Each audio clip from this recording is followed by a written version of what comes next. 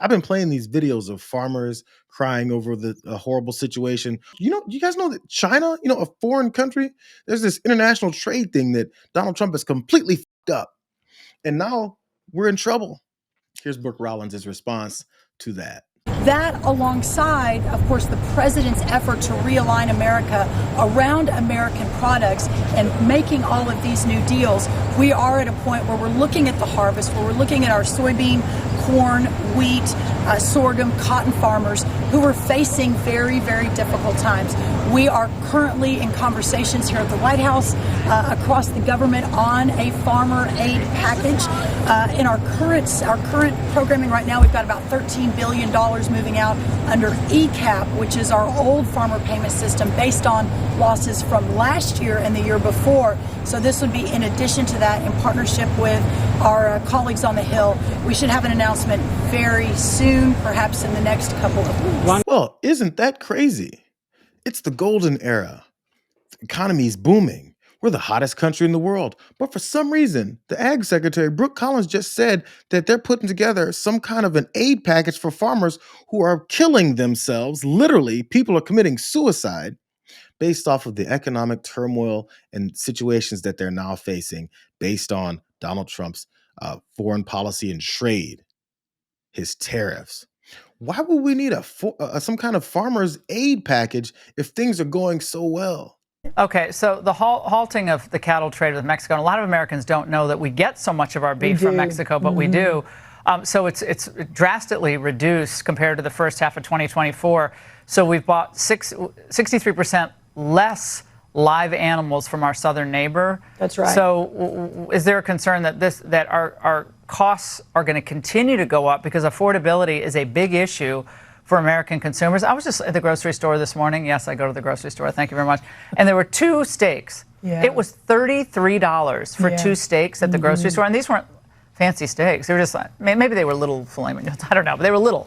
Yeah. $32. So here's the thing. We talked about eggs months ago when the price of eggs were so high.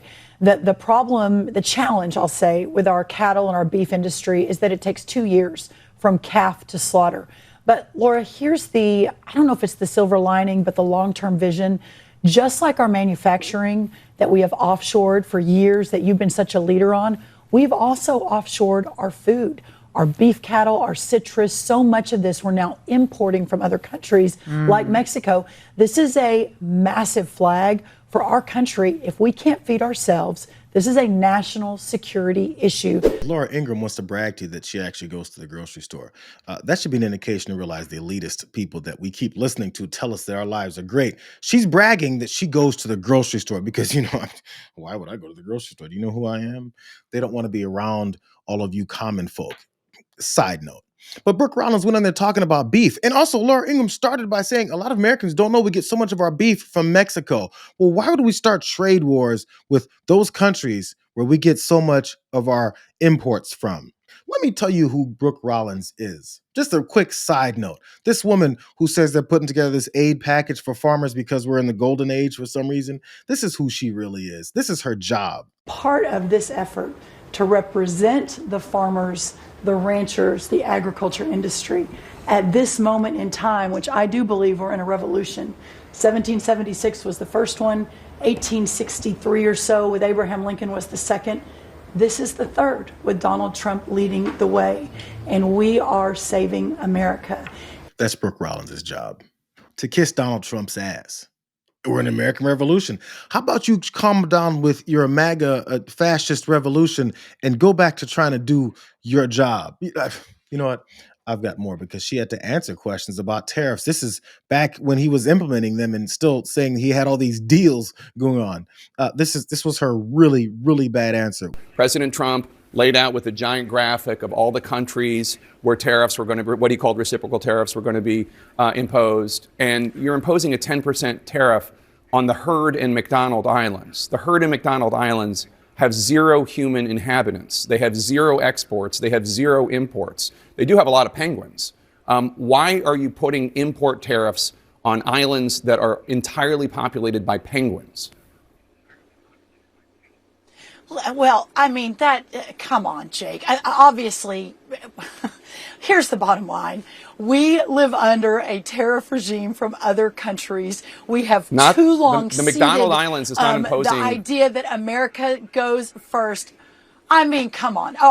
Whatever. Listen, the people that are leading this are serious, intentional, patriotic, the smartest people I've ever worked with. I did not come up with the formulas. I'm the ag secretary. I studied agriculture at Texas A&M. I was in a lot of conversations to make sure our farmers and our ranchers were part of that. The president recognized the importance of inputs. We got potash and fertilizer to make sure they could do their planting.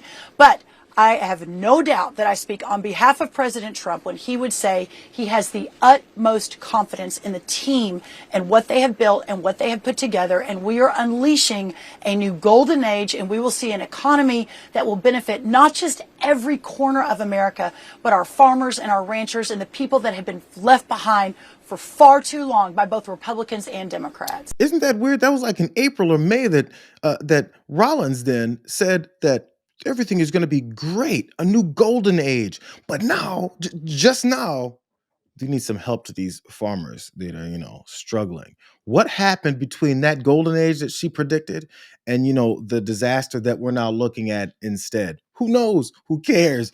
Here's Kevin Hassett.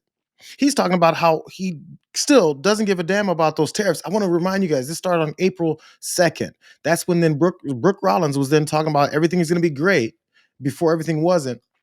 And then now still when everything isn't, Kevin Hassett's still saying like the same thing. Therein lies the question in terms of whether or not that growth leads to ultimately companies passing on price increases. I mean, we haven't seen the inflation because we're looking at these numbers and they're low. But do you think at some point something's got to give, that companies will stop eating the tariffs and, in fact, start passing it on to consumers? The way I think about it, I don't worry about that at all. And the way I think about it is last time we had inflation below 2 and really high growth because there was a supply side boom from all of the Trump policies. And so if you have a supply side boom, then you can have growth without runaway inflation. The way to think about it is suppose that productivity all of a sudden miraculously was 20% higher. Then that would mean the same amount of inputs are producing 20% more stuff. If there's all that extra stuff, then the price of the stuff has to go down. And so that's what it means. What we mean is when we say that if you have a supply side boom, that it can be growth without inflation, and that's what our expectation is. We think we're going to do it again. Look, I've got to tell you, I just cannot believe that it took President Trump coming into office for a second time to get people moving their supply chains to America. Really? Maria Bartiromo said she can't believe that it took Donald Trump coming in for a second term to get people to move their supply sides and have all this international business coming in. Watch. How many companies have moved 100% of their manufacturing to the United States since President Trump took office? Well, the answer, pretty clear. 0. And we've looked at big companies and mid-sized companies and still came up with that same answer. 0. But Maria Bartiromo can't believe it took until Donald Trump's second term to come in and bring all this business to the United States, except for the number of that 0. Stop listening to liars because their job is to lie. And then when you listen to them and allow them to continue lying to you, especially when it comes to things like this economy, you get screwed for it. That's why Kevin Hassett says, I don't care. Why would I care about prices going up on people? I work for Donald Trump. We're just, this cabal of a bunch of elite assholes who's destroying things and taking all of your money. Why would I care about that? You're here to help me lie so that people won't know what we're doing. He's not one of those people. He's Trump's new Fed governor. He's on this board. His name is Stephen Mirin. And do you think that we will see a 3% growth number this year? I don't think for this year that's quite likely because of the weakness in the first half of the year. As I said before, I'm optimistic for the second half of the year, and I think we've got a decent shot of a number like that for the second half of the year. And then going into next year, we may get numbers that are in that neighborhood as well. But for 2025, it's not likely to happen because of the weakness in the first half of the year. I'm going to compile these facts Brooke Rollins says that they're putting together some kind of packages to help these farmers that they're screwing over. This guy on the Fed board that also still works for the Trump administration, he also said that the year is screwed. It's going to take us until next year. But somehow we're in a golden age. Somehow the farmers are doing better than ever. Somehow prices are going down. Somehow all these things that they've been lying about are true. I don't know how both things can be true at the same time, but this guy's going to tell you that you have to wait till next year. There's reasons why he tells you have to wait till next year, because who he works for is the guy who's also telling you got to wait until next year. But I mean, there's still a golden age. We have all of these things are being built. Car companies are moving back. We lost 50%, 54% of we were the automobile capital of the world. And all of a sudden it got robbed by China, Japan, Germany, all these countries. Those companies, they're all coming back now to the United States. They're building car companies and factories all over. They're coming back from Mexico and Canada. We lost a lot to Mexico. We lost a lot to Canada. They're all coming back because of the tariffs. Without the tariffs, a different story, but they're coming back because of the tariffs. And you're going to see that kick in probably in a year or so. Mm-hmm. So, but we're doing well anyway. He literally did the same thing in 35, 40 seconds. Everything is wonderful. We're still doing great, he said at the back end, but at the same time, they're going to kick in a year or so. We've got 6 months. We've got beginning of next year. We got end of this year, and now it's a year or so. What is or so? Is that the rest of your term? Is that 2 more years? Is that 3 years? Is that forever? Who knows? A year or so, because, he's an economic genius and he knows what he's talking about. I'm going to tell you the reasons why they've got this talking point that started with Stephen Moran talking about how, this year it sucks. The first half sucked because Joe Biden, but then the rest of the back half of the year is also going to suck because Joe Biden. But then starting next year when things still suck, it's going to be Joe Biden somehow. Let me tell you why they've got their everything all coordinated. Moran's comments here that we were talking about how he wants to have these lower Fed rates, even lower than what is it they put them at.